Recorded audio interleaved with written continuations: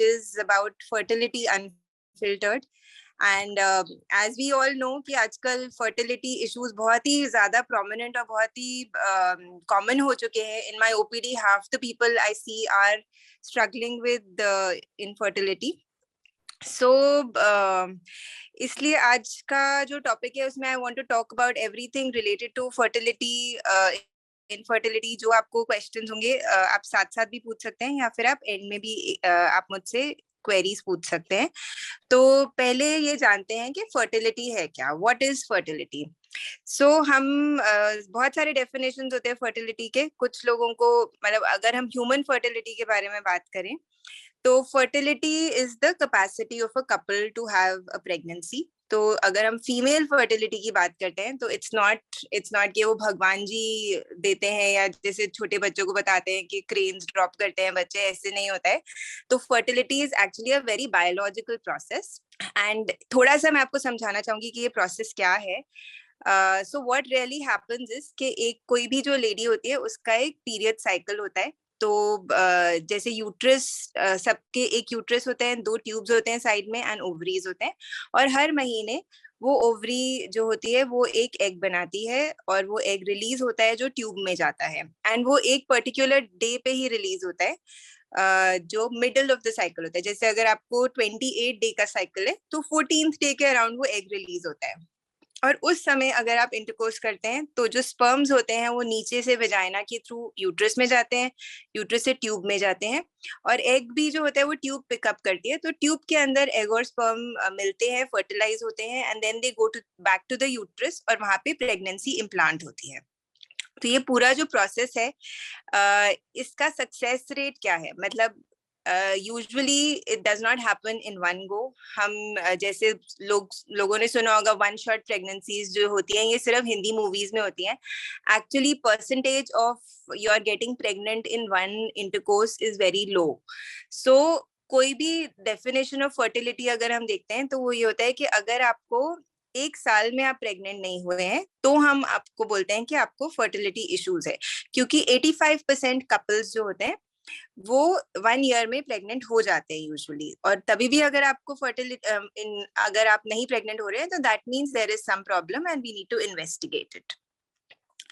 Now, like I was saying, what is infertility or what is subfertility? तो infertility एक पुराना term है क्योंकि पहले हम बोलते थे कि फर्टिलिटी जिनको प्रॉब्लम हो रही है उनको हम इनफर्टिलिटी बोलते थे. आजकल हमने वो टर्म चेंज कर दिया है एंड उसका नाम है सब फर्टिलिटी, विच मीन्स कि किसी को भी ऐसी प्रॉब्लम नहीं है कि वो कभी प्रेग्नेंट हो ही नहीं सकते. जिनको प्रॉब्लम्स हैं वो ऐसी हैं कि उनको माइल्ड प्रॉब्लम्स हैं जो ट्रीटमेंट के साथ सॉल्व हो सकती हैं, तो इसलिए उसको सब फर्टिलिटी कहा जाता है.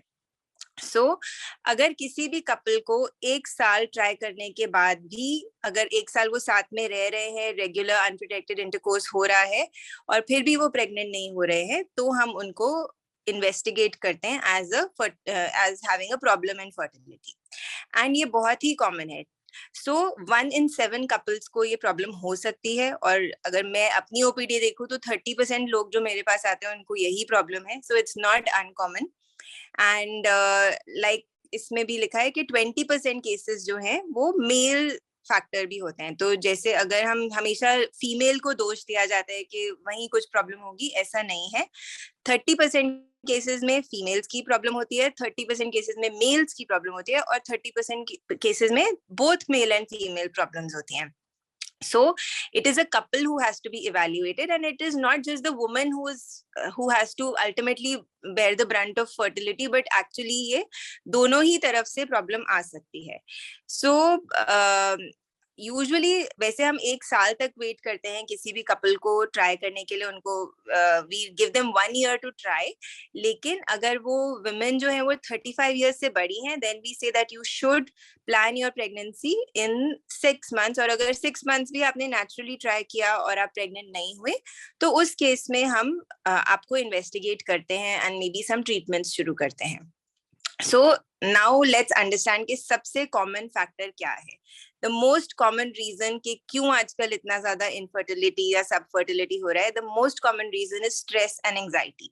90% केसेस में स्ट्रेस एंड एंजाइटी ही होती है. और ये बहुत सारा हमने देखा कि कोविड के टाइम में like when all the IVF treatments were stopped, तो कुछ लोग अपने आप ही प्रेग्नेंट हो गए। जब लोग उस चीज के बारे में सोच नहीं रहे होते तो वो अपने आप प्रेग्नेंट हो जाते हैं। जैसे बहुत सारे लोग हैं जिनको एक इनफर्टिलिटी ट्रीटमेंट करने के बाद फाइनली एक बच्चा हुआ एंड दूसरा बच्चा अपने आप हो गया, बिकॉज वो स्ट्रेस खत्म हो गया।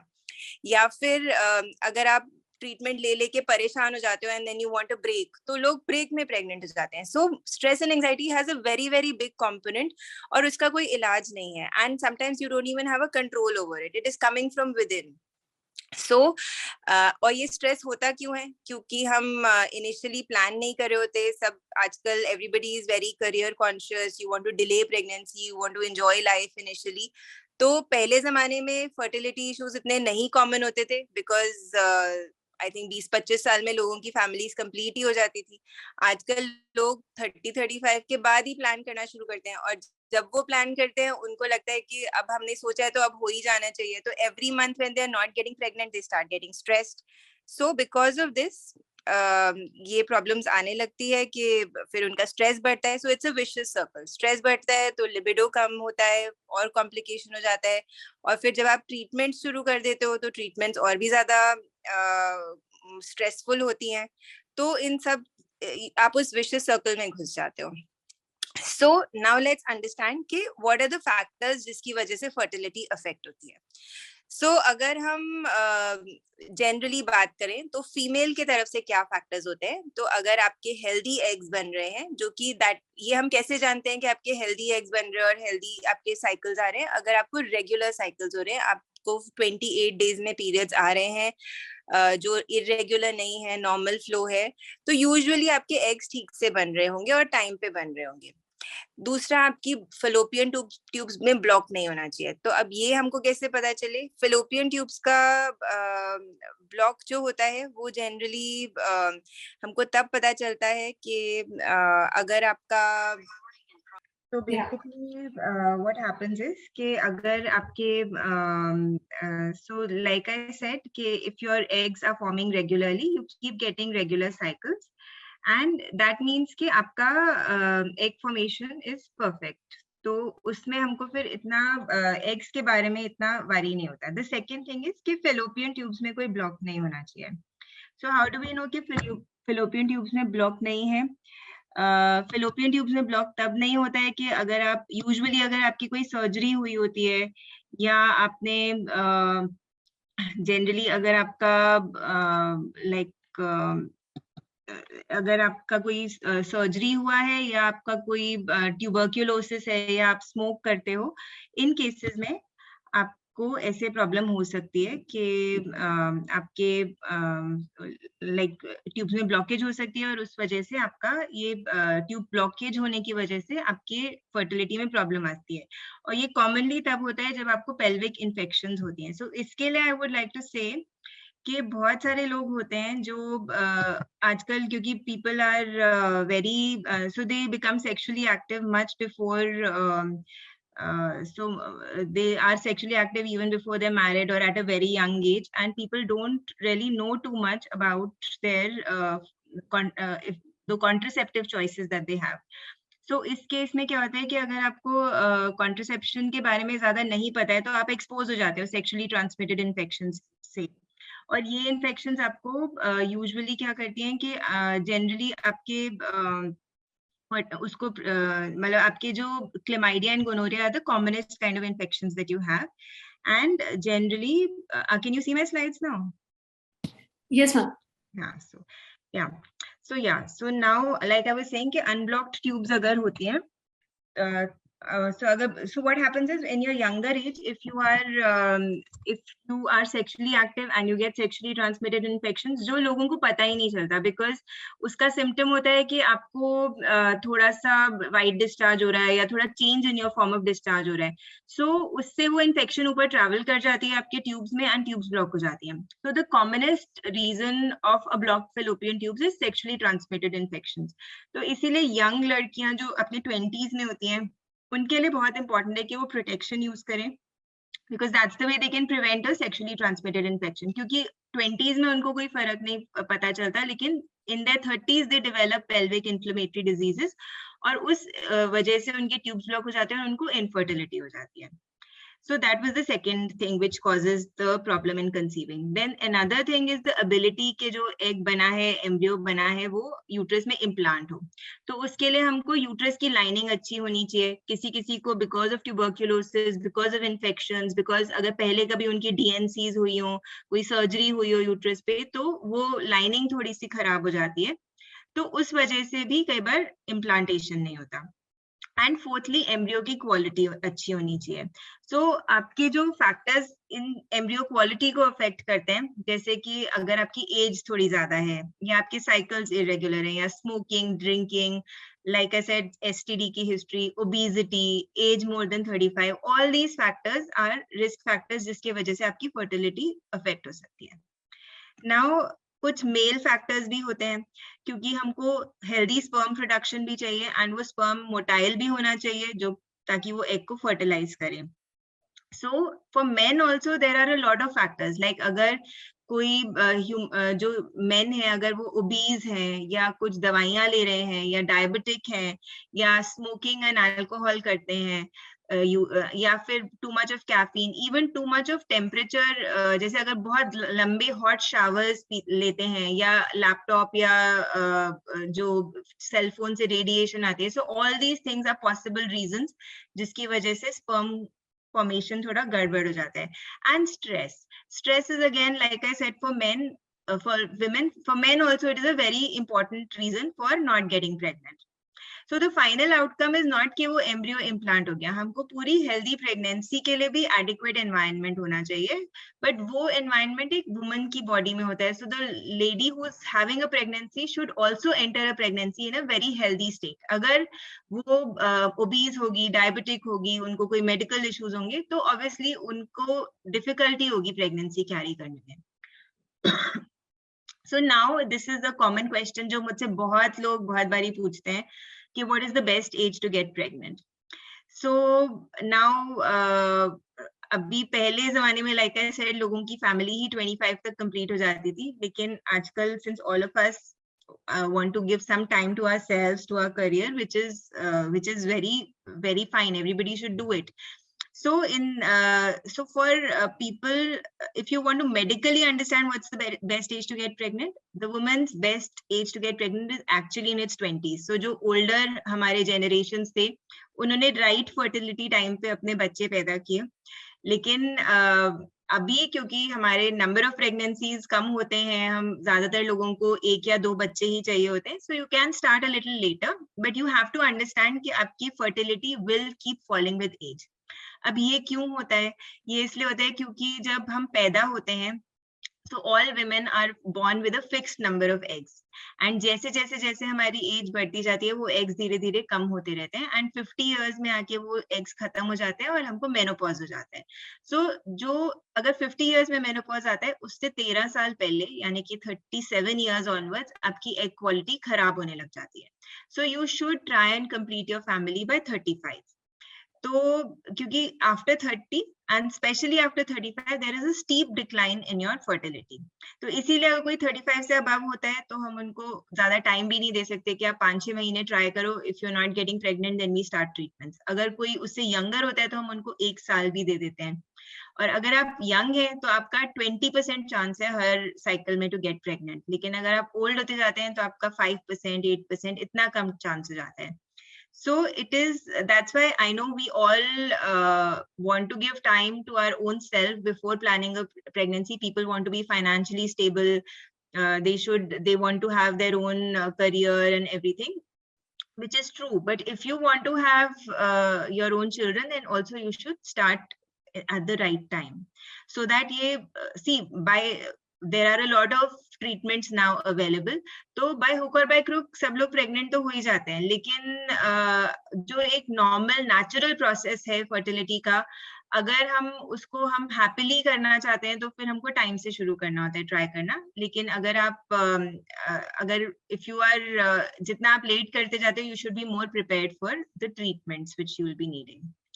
So now let's just generally I wanted to inform about what precautions which you should be taking अगर आप प्रेगनेंसी प्लान कर रहे हैं. So कोई भी कपल अगर प्रेगनेंसी प्लान करना चाहता है तो आपको एक प्री कंसेप्शनल विजिट करनी चाहिए अपने गायनेकोलॉजिस्ट के पास. और उस प्री कंसेप्शनल विजिट में हम आपको बताते हैं कि आपको बेसिकली हम इवैल्यूएट करते हैं हस्बैंड को, वाइफ को, कोई हेल्थ इश्यूज तो नहीं है.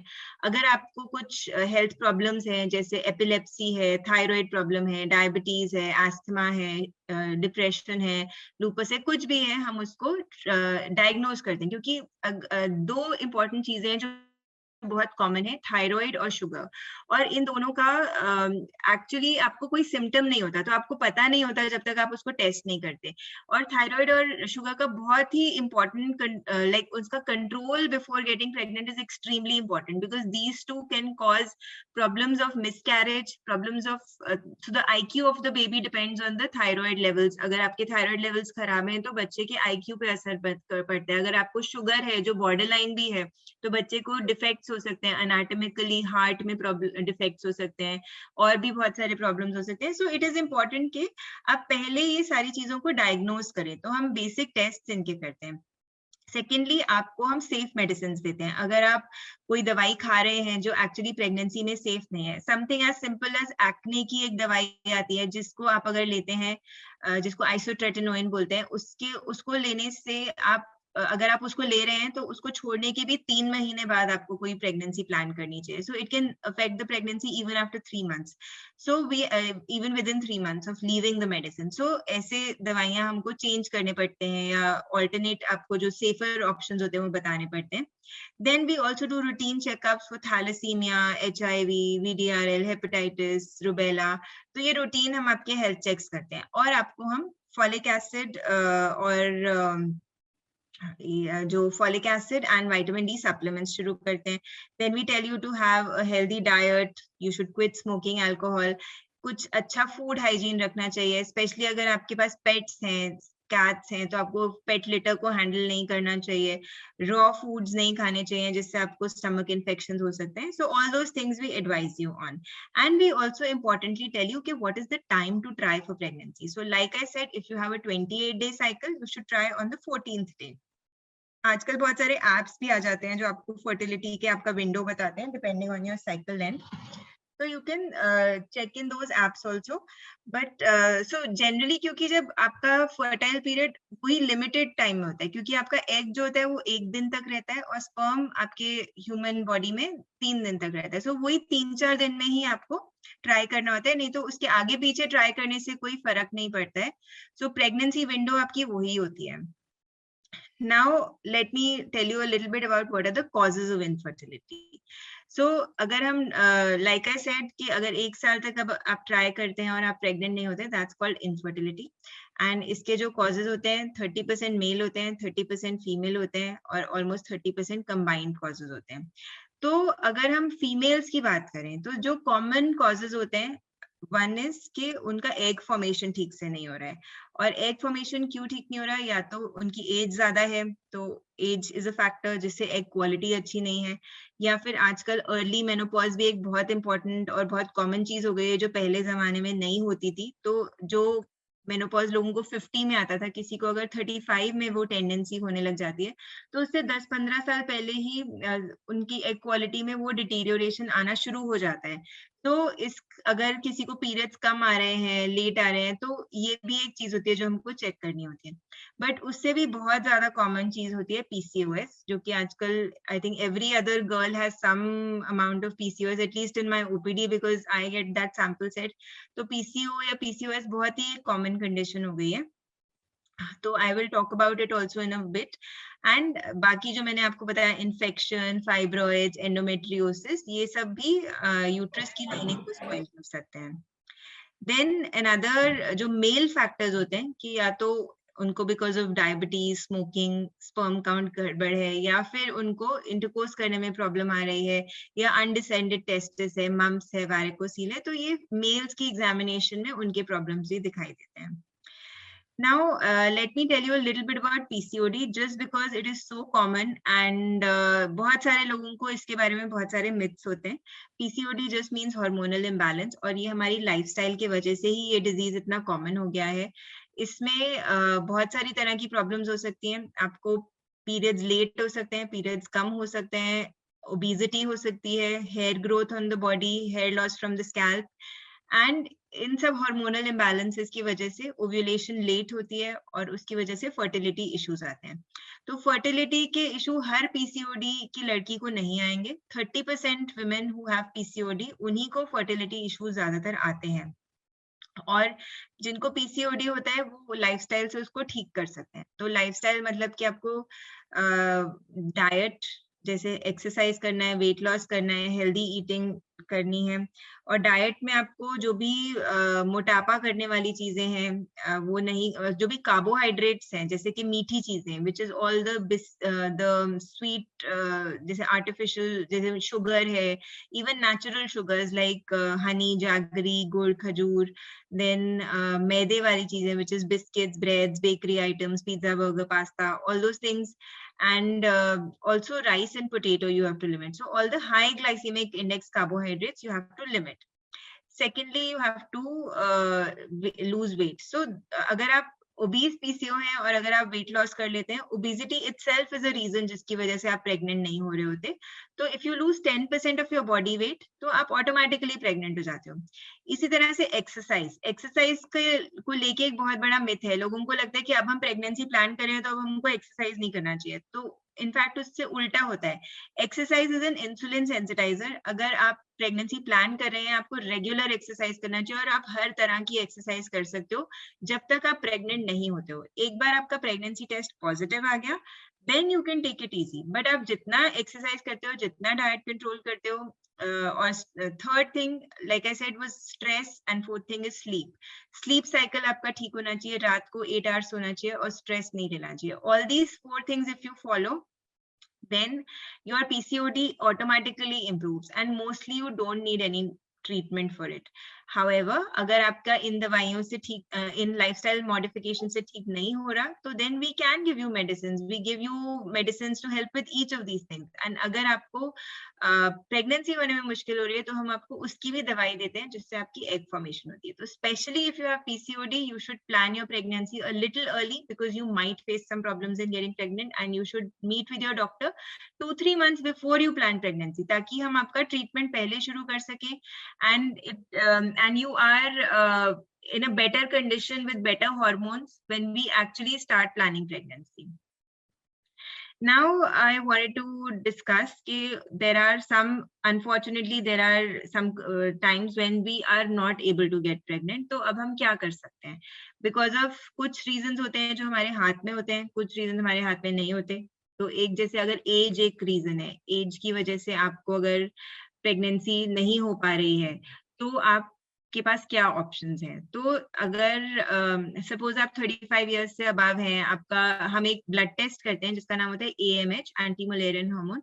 उससे और हमारे अल्ट्रासाउंड फाइंडिंग्स में हम ओवरीज का वॉल्यूम देखते हैं और हम आपके और हार्मोन टेस्ट करते हैं, FSH, LH एंड ऑल। इससे हमको आइडिया लगता है कि आपकी एग क्वालिटी कैसी होगी। तो अगर आपकी एग क्वालिटी अच्छी नहीं है और आप प्रेगनेंसी प्लान करना चाहते हैं तो आपको जल्दी जल्दी ट्रीटमेंट्स में जाना पड़ता है।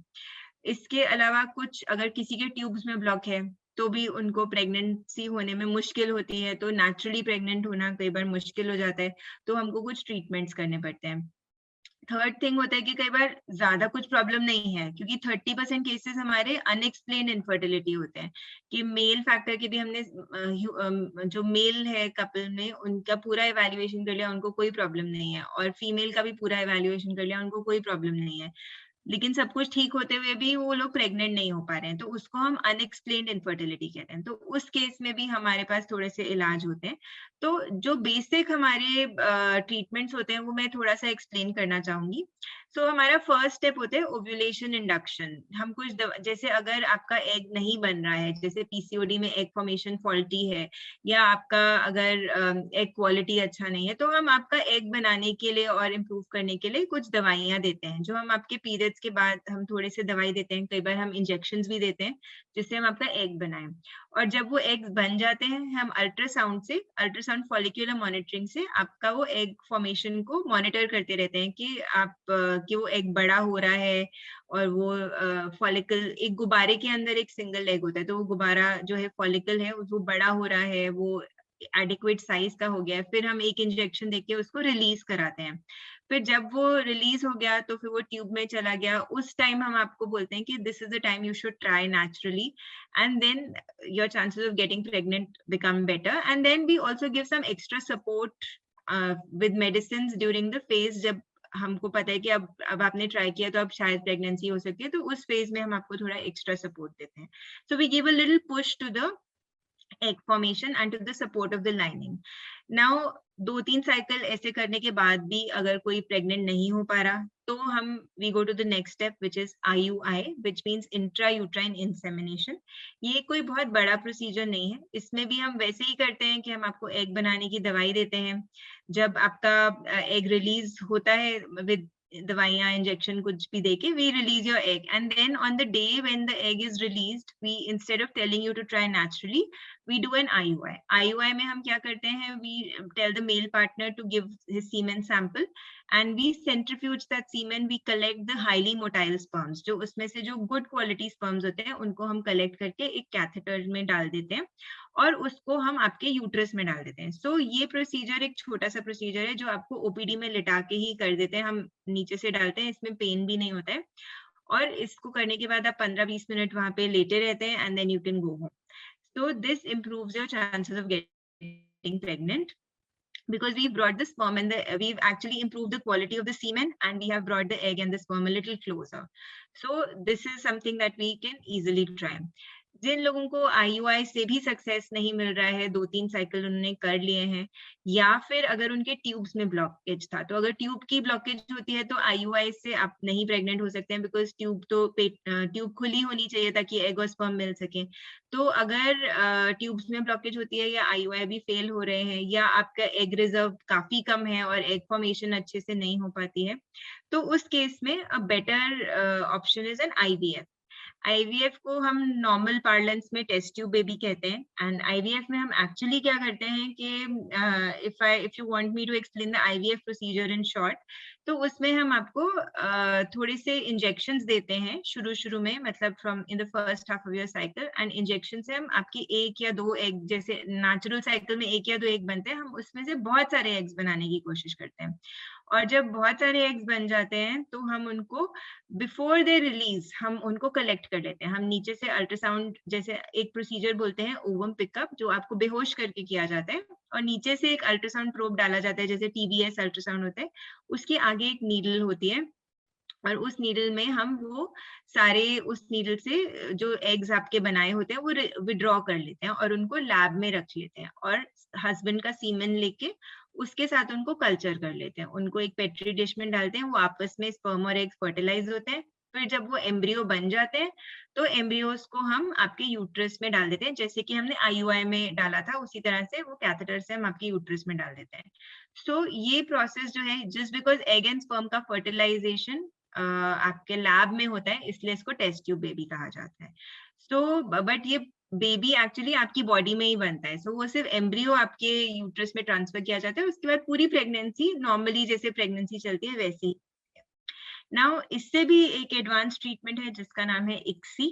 ICSI में हम क्या करते हैं, अगर किसी का स्पर्म काउंट बहुत ही खराब है, मतलब उनके सीमेन में बहुत ज्यादा प्रॉब्लम है, कोई मोटाइल स्पर्म नहीं है, तो उसमें हम क्या करते हैं, हम IVF की तरह ही एग्स निकालते हैं और एग को इलेक्ट्रॉन माइक्रोस्कोप के अंदर हम देखते हैं एग को, और उसको पकड़ के और स्पर्म को उसके अंदर घुसा देते हैं। क्योंकि स्पर्म खुद मोटाइल नहीं है, तो हम आर्टिफिशियली एक उससे इंस्ट्रूमेंट से we put the sperm inside the egg and we fertilise it. So इतना मेडिकल साइंस एडवांस हो चुका है कि इस लेवल तक भी हम इसको ट्रीट कर सकते हैं। एंड उसके बाद जब वो एम्ब्रियो थोड़ा सा बड़ा हो जाता है, तो ब्लास्टोसिस्ट जब वो 3-4 दिन का हो जाता है, तो हम उसको आपके यूट्रस में ट्रांसफर कर देते हैं। So these are the kind of treatments that are available. So that is why I want to say nowadays by hook or by crook, everybody can get pregnant. But these treatments are stressful, are expensive, they cause anxiety, and they are not 100% successful. जैसे हम बोलते हैं IVF का success rate is around 30 to 40% on an average. So sometimes you need repeated treatments. So इसीलिए the best advice is कि you should start trying in time. You should get evaluated in time, ताकि अगर आपको थोड़ा थोड़ा कुछ problem नजर आती है तो हम उसको टाइमली ट्रीट कर सके, ताकि आपको इतनी एडवांस ट्रीटमेंट्स में ना जाना पड़े. So basically this is what basically I wanted to talk about fertility and the various things which I think people don't know about. But इसके अलावा I also want to talk about the other spectrum. तो बहुत सारे लोग होते हैं जो ज्यादा फर्टाइल होते हैं, वो हर थोड़े दिन में प्रेग्नेंट हो जाते हैं, and they also end up with unplanned pregnancies or unwanted pregnancies. तो उसके लिए उनको क्या करना चाहिए ताकि वो ऐसा ना हो कि अनप्लान्ड प्रेगनेंसी हो और फिर उनको डिसकंटिन्यू करना पड़े. सो उसके लिए so generally you have to also know a little bit about contraception, and this I think is more for my younger population, younger audience, क्योंकि people nowadays they are sexually active but they don't know about STDs and contraception. So ये बहुत important है कि उनको पता होना चाहिए कि क्या options हैं उनके पास.